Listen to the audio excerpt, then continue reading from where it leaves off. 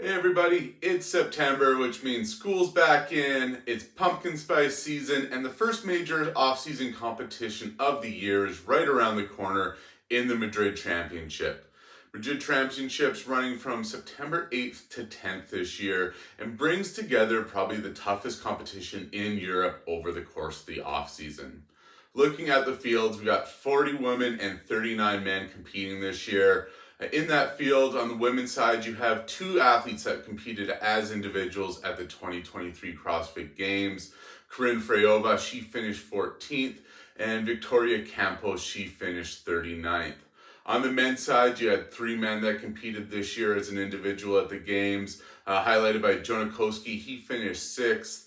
Lazar Dukic, he was 9th, and in 20th place was Oldest Upnix. Looking a little bit deeper on the women's field, there are 6 women who have competed at the Games as an individual in the past. This is led by Turi Helgadottir, who has made an individual appearance 7 times. Karin Freyova has been there 4 times as an individual, and Jacqueline Dahlstrom has been there 3 times. On the men's side of the competition, 8 athletes have been to the Games before as an individual.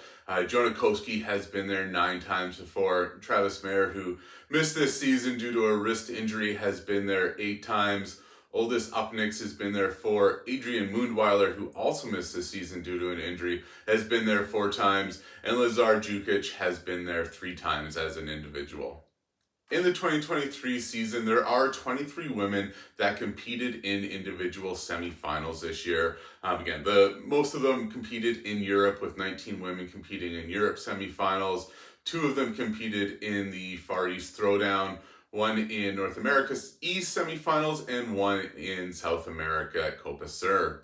On the men's side of the field, you had 12 men that competed in European semifinals, and 1 athlete competed at the Torium Pro in Australia this year. When looking at the women's field for the Madrid Championship on a worldwide semifinal leaderboard standpoint, there are the 5 women that really stick out as the favorites in the field. So Karin Freyova, she finished 7th worldwide in semifinals. Then you had Jacqueline Dahlstrom in 20th, Linda Kiesman in 24th, and Turi Helgadottir in 27th. That 5th place athlete was Anikha Greer. She finished 47th overall in the worldwide leaderboard. She just missed out in that qualifying position in the North America East. But again, this might be a bit skewed because that North America East semifinal was in week 1, while the European semifinal was in the 3rd week. So historically, we have seen as semifinals or regionals progress, the athletes in the later weeks tend to do better on the same test. So it is a little bit of a apples to oranges comparison, but it is interesting to see how the top athletes do rank against each other.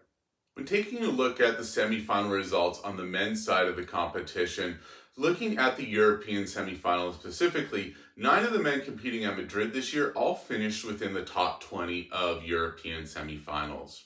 We have our Games athletes at the top of the list.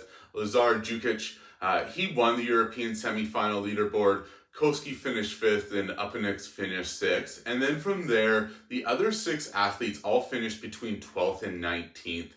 In that European semifinal. So all these guys were right in the thick of things up to the final event, right below that cut line, fighting for those last spot of the game. So when you take those 9 guys, throw in Travis Mayer, who is keen to get back on the competition floor after sitting out the sidelines, throw in Adrian Mundweiler, who also is on the sidelines this year. Really going to see a super competitive competition, even though a lot of these guys aren't household names in the world of CrossFit. If you are curious on seeing more about the athletes or even seeing the worldwide semifinal leaderboard, you can always head to franlong.com. Under the competitions tab, we have a full list of competitions, including the worldwide semifinals. So click in there, click into the athletes. You do have the ability to see their full competition history on the site there anytime you want.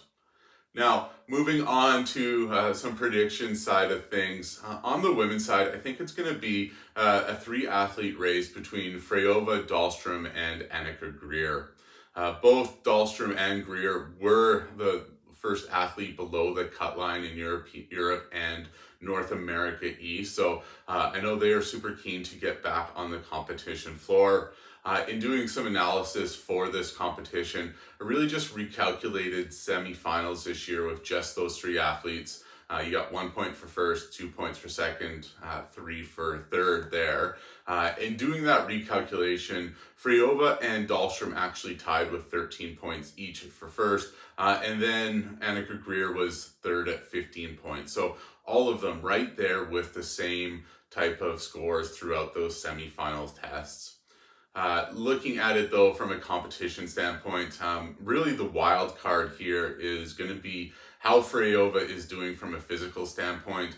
She won the French throwdown in June between semifinals and the games, and then competed about a month ago at the CrossFit Games. So it's really just to see what her physical condition is compared to both Dahlstrom and Greer, who have not had those competitions since semifinals.